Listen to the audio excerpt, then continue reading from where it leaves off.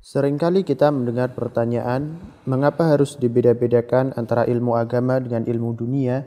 Bukankah keduanya berasal dan bersumber dari ilmu Allah? Bukankah ilmu dunia juga penting dipelajari untuk kemaslahatan kaum muslimin?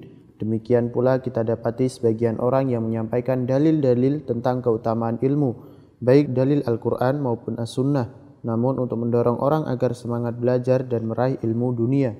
Rasulullah Shallallahu Alaihi Wasallam tidak lebih tahu tentang ilmu dunia dibandingkan para sahabatnya. Di antara buktinya adalah hadis dari Anas tentang mengawinkan kurma. Suatu ketika Nabi Shallallahu Alaihi Wasallam melewati sahabatnya yang sedang mengawinkan kurma. Lalu beliau bertanya, "Apa ini?" Para sahabat menjawab, "Dengan begini kurma jadi baik, wahai Rasulullah." Beliau Shallallahu Alaihi Wasallam lalu bersabda, "Seandainya kalian tidak melakukan seperti itu pun, niscaya kurma itu tetaplah bagus."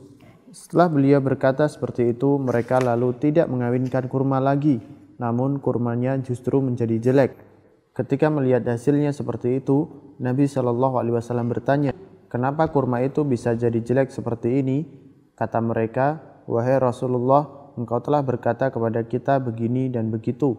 Kemudian beliau Shallallahu Alaihi Wasallam bersabda, "Antum a'lamu bi amri dunyakum." Kamu lebih mengetahui urusan duniamu. Artinya di sini harusnya sahabat tidak usah dengar perkataan Nabi terkait dengan tanaman tadi. Tadi Nabi cuma seperti berkata saja gitu. Bukan berarti Nabi SAW itu melarang. Akhirnya mereka tidak lakukan perkawinan kurma lagi. Terus hasilnya tidak bagus. Nah kemudian baru Nabi SAW katakan, "Antum a'lamu bi amri dunyakum." Engkau sebenarnya yang lebih paham tentang urusan duniamu. Dalil di atas menunjukkan bahwa Rasulullah Shallallahu Alaihi Wasallam tidak lebih tahu dibandingkan para sahabatnya tentang ilmu dunia.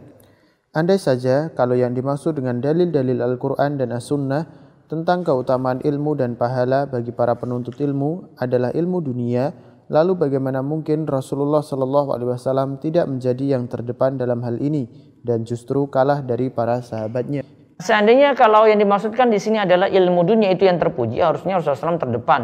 Masalah perkawinan kurma, penyerbukan kurma, harusnya beliau itu lebih tahu. Ya, tapi beliau sini serahkan pada yang ahlinya, menunjukkan bahwasanya ya beliau lebih fokus untuk agama, dan yang dimaksudkan dengan ilmu tentunya di sini adalah ilmu agama kalau memang itu ilmu yang dipuji dalam Al-Quran maupun dalam hadis Nabi Sallallahu Alaihi Wasallam.